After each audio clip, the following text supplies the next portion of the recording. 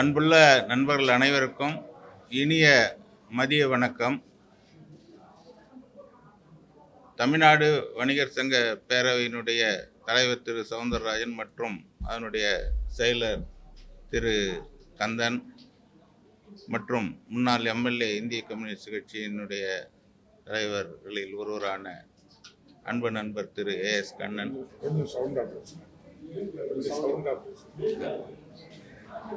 மற்றும் எங்கள் அழைப்பை ஏற்று வந்திருக்கும் ஊடக நண்பர்கள் அனைவருக்கும் முதற்கண் தமிழகத்தில்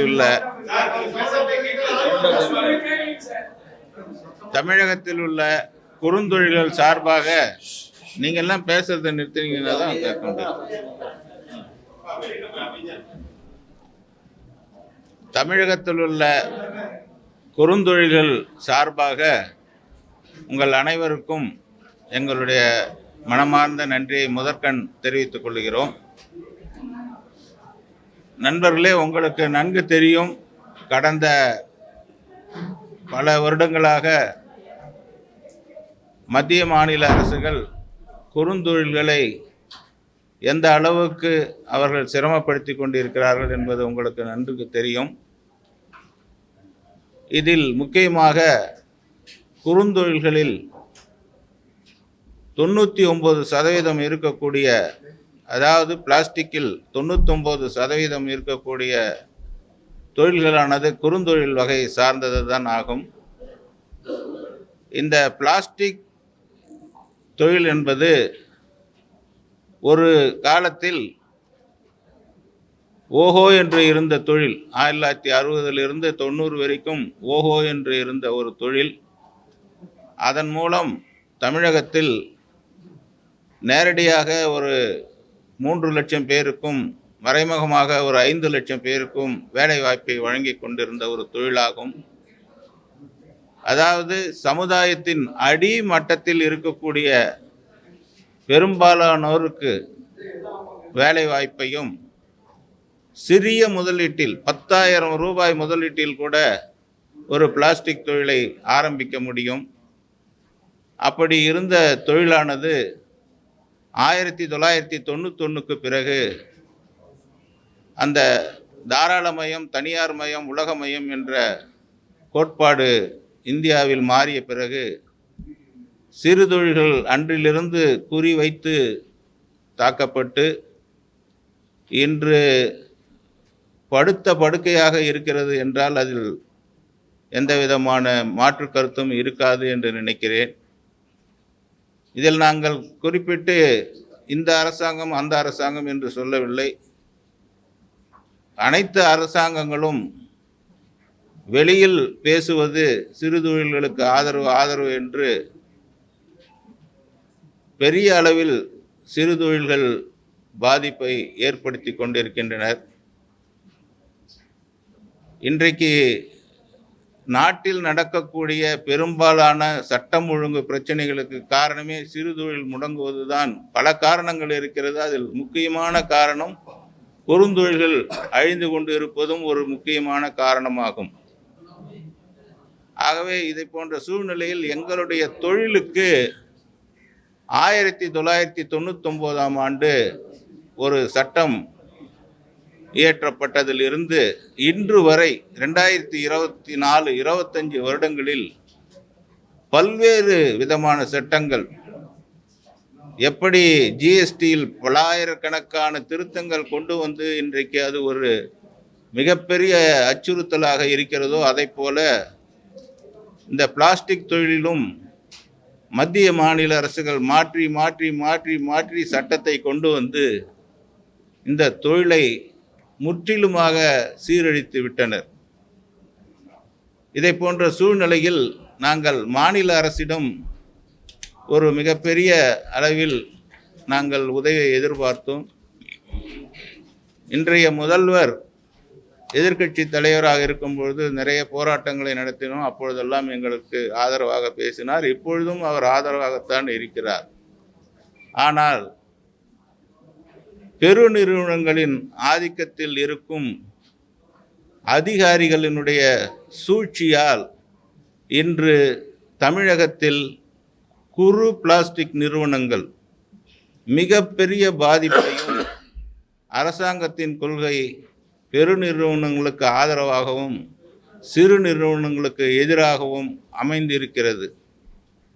இது விஷயமாக பல்வேறு விதமான கோர்ட்டுகளில் தீர்ப்புகள் கிடைத்திருக்கிறது. அது அல்லாமல் பல்வேறு சட்டங்கள் தமிழக அரசாலும் இயற்றப்பட்டிருக்கிறது. முக்கியமாக தமிழகம் முழுவதும் கடந்த 6 மாதங்களாக சிறு வணிகர்களும் சிறு உற்பத்தியாளர்களும் சொல்லனாத துயரத்தை அடைந்து கொண்டிருக்கின்றனர். அதாவது டிராஃபிக்கில் ஒவ்வொரு பகுதிக்கும் ஒவ்வொரு நாள் இவ்வளவு கலெக்ஷன் டார்கெட் ஃபிக்ஸ் பண்ணுவதை போல இந்த பிளாஸ்டிக்கில் இருந்து டார்கெட் ஃபிக்ஸ் பண்ணி உள்ளாட்சி மன்றங்கள் மிகப்பெரிய அளவில் சட்டத்துக்கு புறம்பாக செயல்பட்டு கொண்டிருக்கின்றனர். எங்களுடைய தொழிலில் இருப்பவர்களுக்கும் போதிய அந்த தெளிவின்மையால் இந்த விஷயம் தொடர்கதையாக நடந்து கொண்டே இருக்கிறது. இனியும் நாங்கள் தாமதித்தால் சுத்தமாக தொழிலை மூடிக்கொண்டுதான் போக வேண்டும் என்ற ஒரு சூழ்நிலையில் நாங்கள் வேறு வழியின்றுதான் இந்த பத்திரிகையாளர் சந்திப்பை நடத்துகின்றோம். இது விஷயமாக பல்வேறு கோர்ட்டு உத்தரவுகள் பல்வேறு சட்டங்கள் இருப்பதனால் அதையெல்லாம் உங்களுக்கு தெரியப்படுத்துவதற்கு முன்பு ஒரு சிறு குறும்படம் மூலம், குறும்படம் எல்லாம் இல்லை, ஒரு தன்னிலை விளக்கம், என்ன நடந்தது 1999 2024 வரைக்கும் என்பதை ஒரு சிறு 10 நிமிட குறும்படமாக நான் பேசுகிறேன், அதை வெளியிடுகிறேன், பாருங்கள். ஏன்னால் உங்களுக்கு புரிந்து கொள்வதற்கு சிறிது கஷ்டமாக இருக்கும். அதனால்தான் இந்த ஏற்பாடை செய்கிறோம். ஊடக நண்பர்கள் அனைவருக்கும் தமிழ்நாடு வணிகர் சங்கங்களின் பேரவை சார்பாக வணக்கத்தை தெரிவித்துக் கொள்கிறேன். நண்பர்களே, தமிழ்நாடு பாண்டி பிளாஸ்டிக் அசோசியேஷன் சங்கத்தின் மூலம் சென்னை உயர்நீதிமன்றத்தில் ரிட் மனு தாக்கல் செய்யப்பட்டு அதில் 3/1/2024 மற்றும் 31/3/2024 எந்தெந்த பிளாஸ்டிக்குகளுக்கு தடை செய்யலாம் செய்யக்கூடாது என்று ஒரு விரிவான உத்தரவு சென்னை உயர்நீதிமன்றம் பிறப்பித்திருக்கிறது.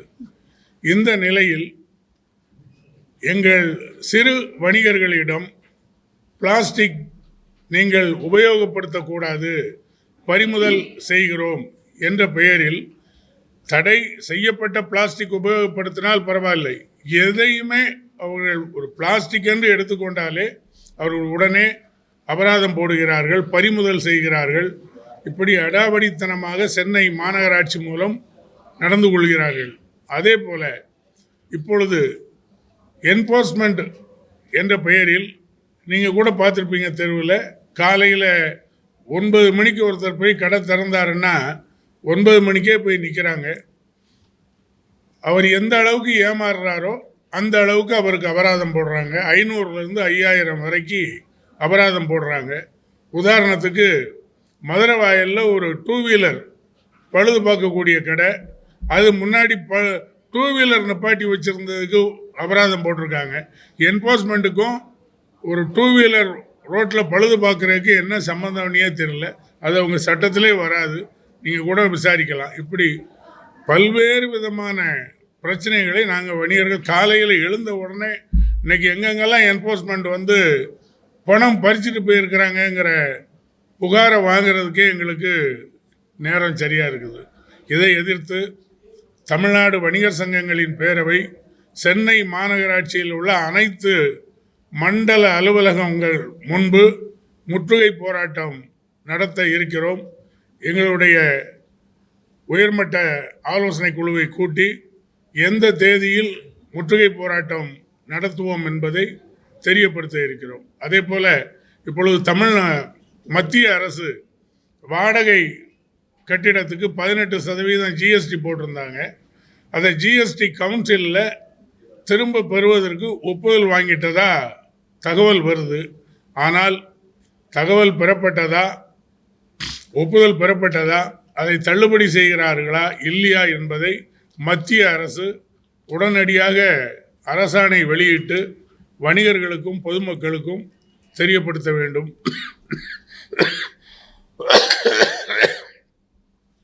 அதே போல சொத்து வரி, வணிக உரிம கட்டணம், லைசன்ஸ் ஃபீஸ் 650 ரூபாய் இருந்ததை 3050 ரூபாயா கூட்டியிருக்காங்க. 650 ரூபாய் இருந்ததை 3050 கூட்டியிருக்காங்க. அதுவும் 3 வருடத்துக்குரிய லைசன்ஸ் கட்டண தொகையை இப்போவே கட்டுங்க அப்படின்னு கம்பல் பண்ணுறாங்க. 3 வருடத்துக்குரிய தொகையை கட்டினாதான் வணிக உரிமம் வழங்க முடியும்னு நிர்பந்திக்கிறாங்க. அதே மாதிரி கொடிநாள் நிதி நம்ம அனைவரும் இராணுவத்துக்காக உள்ளது, நம்ம கொடுக்கறது நம்ம நன்கொடையாக கொடுப்போம். ஆனால் இதையும் மாநகராட்சி அதிகாரிகள் கண்டிப்பாக நீங்கள் 1000 ரூபா 2000 ரூபா அந்த கடைகளை பொறுத்து 5000 ரூபா கொடுக்கணும், நீங்கள் கொடுத்தா தான் லைசன்ஸ் அப்லோட் பண்ண முடியும் அப்படின்னு சொல்லி நிர்பந்தம் பண்ணுறாங்க. இப்படி பல வகைகள்லையும் சென்னை மாநகராட்சியால் இப்படி ஒரு கொடுமைகள் நடந்து கொண்டு இருக்குது. இது தமிழக முதல்வருடைய கவனத்துக்கு செல்ல வேண்டும் என்பதற்காக தான் இந்த பத்திரிகையாளர் சந்திப்பை நாங்களும் தமிழ்நாடு பாண்டி பிளாஸ்டிக் உற்பத்தியாளர் சங்கமும் நடத்திக்கிட்டு இருக்கோம். அதாவது இந்த நடக்கக்கூடிய இந்த ஆட்சியில் அதிகாரிகளுடைய துஷ்பிரயோகம் சர்வாதிகாரமாக நடந்து கொள்கிறார்கள். இதை மாண்புமிகு தமிழக முதல்வர் அவர்களும் உள்ளாட்சித்துறை அமைச்சர் அவர்களும் இதை உடனடியாக சரி செய்ய வேண்டும் என்று தமிழ்நாடு வணிகர் சங்கங்களின் பேரவை சார்பாக கேட்டுக்கொள்கிறோம். நண்பர்களே, இன்றைய தினம் சிறு தொழில் நடத்துவது என்பது ஒரு மிகப்பெரிய சவாலாகவும் கேள்விக்குறியாகவும் மாறிவிட்ட ஒரு சூழ்நிலையில் இருக்கிறோம். நீங்கள் அந்த காணொளியை பார்த்திருப்பீர்கள். இந்த விஷயத்தில் உங்களுக்கு ஏதாவது விளக்கம் வேண்டும் என்றால் தயவுசெய்து கேளுங்கள், நான் சொல்லுகிறேன். இல்லை என்றால் நானும் இந்த நிறைய தீர்ப்புகள் எல்லாம் இருக்கிறது என்பதனால்தான் அதை போல காணொளியை நாங்கள் போட்டோம். இந்த விஷயத்தை நான் சொல்லிவிடுகிறேன். ஒரு பிளாஸ்டிக் என்றால் அதில் 2 வகை முக்கியமாக உண்டு. ஒன்று மறுசுழற்சி செய்யக்கூடியது, இன்னொன்று மறுசுழற்சி செய்ய முடியாதது. மறுசுழற்சி செய்யக்கூடியது என்பதெல்லாம் எதுவென்றால், நாம் வேர்க்கடலை, கடலை மிட்டாய், அந்த பொரி உருண்டை, பஞ்சு மிட்டாய், இதை போன்றதெல்லாம் சிறு சிறு பைகளில் அடைத்து கொடுக்கிறார்களே, இவையெல்லாம் மறுசுழற்சி செய்யக்கூடியது. மறுசுழற்சி செய்ய முடியாதது எது என்றால், பிரிட்டானியா பிஸ்கட், நெஸ்லே, குர்குரே போன்ற நல்ல பளபள என்று ஜொலிக்கும் பிளாஸ்டிக் பாக்கெட்டுகளில் இருக்கும் பொருட்கள் மறுசுழற்சி செய்ய முடியாதது. ஏனென்றால் சிறு அளவில் நாங்கள் செய்யும் பொழுது அதையெல்லாம் 5 நாளில் 10 நாளில் அந்த பொருளை உபயோகித்துள்ளார்கள். அதனால் அது பிரச்சனை இல்லை. இந்த பெருநிறுவனங்கள் தயாரிக்கும் கம்பெனியானது அவர்கள் 6 மாதம் 1 வருஷம் வைத்திருக்க வேண்டிய ஒரு காரணத்தினால் அவங்க மறுசுழற்சி செய்ய முடியாத பிளாஸ்டிக்கில் தயாரிக்கிறார்கள். இது ரெண்டுமே நாங்கள் எதையுமே குறை சொல்லவில்லை. ஆனால் என்ன ஒரு நடந்து கொண்டு இருக்கிறது என்றால், இந்த சிறு குறு நிறுவனங்களிடம் மிகப்பெரிய அளவில் வியாபாரம் இருக்கிறது. இந்த வியாபாரத்தை பெருநிறுவனங்கள் பிடிக்க வேண்டும் என்பதற்காகத்தான் இவ்வளவு விஷயமும் நடந்து கொண்டிருக்கிறது. அதற்கு மத்திய மாநில அரசுகள் 100% துணை போய் கொண்டிருக்கிறது. இதுதான் இந்த விஷயத்தில் நடந்து கொண்டிருக்கக்கூடிய ஒட்டுமொத்த விஷயம். அதாவது 2 சட்டம் இயற்றினார்கள் தமிழ்நாட்டில். ஒரு சட்டம் முதலிலேயே 14 பொருட்கள் சொன்னேன் என்றவா, அந்த சட்டம் 25/6/2018 இயற்றப்பட்டது. மறுசுழற்சி செய்யக்கூடிய பொருள்கள் அது தடை செஞ்சாங்க. அதுக்கப்புறம் நாங்கள் கோர்ட்லாம் கேஸ் போட்டு, என்ன இது அநியாயமாக இருக்குது, இது தடை செய்கிறீங்க, இது எவ்வளோ பிளாஸ்டிக் இந்த ஊரில் இருக்குது, இதை மட்டும் பண்ணுறீங்க சின்ன அளவுன்னு ஒன்று 2020 அந்த உயர்நீதிமன்றம் வற்புறுத்தின் பேரில் இன்னொரு சட்டம் 2020 தடை செஞ்சாங்க. அது பிரகாரம் தமிழ்நாட்டில் எங்கேயுமே பிளாஸ்டிக்கே உபயோகிக்க முடியாது. அதுதான் உண்மை. இப்போ நாங்கள் வந்து சென்னை உயர்நீதிமன்றத்தில் 6 வருடம் போராடி இந்த வழக்கை போட்டு மறுசீராய்வு மனுவில் எங்களுக்கு சாதகமாக தீர்ப்பு வரும்ன்ற ஒரு சூழ்நிலை உருவான உடனே இந்த பெருநிறுவனங்கள் தமிழக அரசில் உள்ள உயர் அதிகாரிகளின் துணையோடு இந்த ஒரு ப்ரொப்போசல், அதாவது மறுசுழற்சி செய்ய முடியாத பிளாஸ்டிக்குகளை அந்த சட்டத்தை நிறுத்தி வைக்க வேண்டும் என்று அவர்களே வந்து ஹைகோர்ட்டில் வந்து சொல்லுகிறார்கள். இதை மற்ற துறை சொன்னாலும் பரவாயில்லை, எங்களை போன்ற சிறு நிறுவனங்களுக்கு ஆதரவாக இருக்க வேண்டிய சிறு மற்றும் குறுந்தொழில்கள் துறை சொல்லுகிறது. அதாவது ஒரு உதாரணம் சொல்வார்கள், எல்லாரும் தப்பு பண்ணால் ஆண்டவங்கிட்ட போய் பண்ணலாம், ஆண்டவனே இப்போ வேணால் நாங்கள் யாருக்கிட்ட போய் பண்ணுறதுன்ற மாதிரி அரசாங்கமே வந்து அது சிறு தொழில்களை காப்பாற்ற வேண்டி இருக்கக்கூடிய அந்த சிறு தொழில்கள் துறை இந்த பொருள்களை வந்து தடை செய்யுங்க, அந்த பொருள் பெருநிறுவனங்களை தடை செய்யாதீங்கன்னு பிராமண பத்திரம் கோர்ட்டில் போடுறாங்க.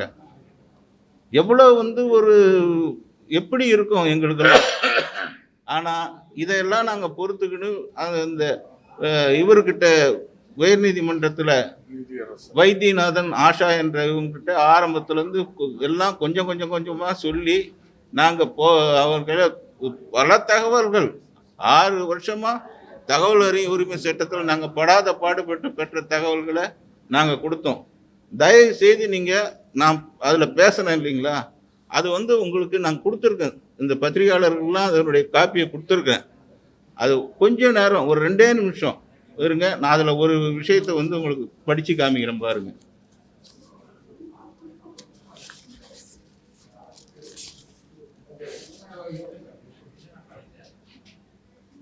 ஆர்டர் கையில் கொடுத்துருங்க. கொடுத்துருக்கு, இருந்தாலும் அவங்களுக்கு அதை படிச்சுக்காங்க. இதை பாருங்க,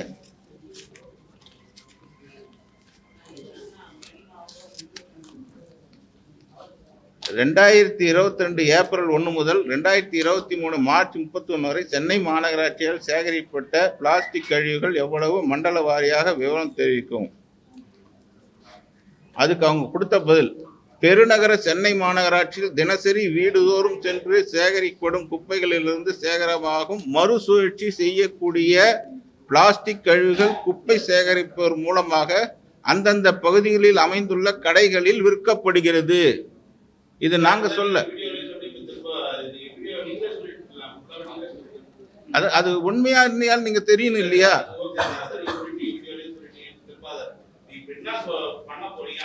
இப்போ எங்களுக்கு கரெக்ட், சரி,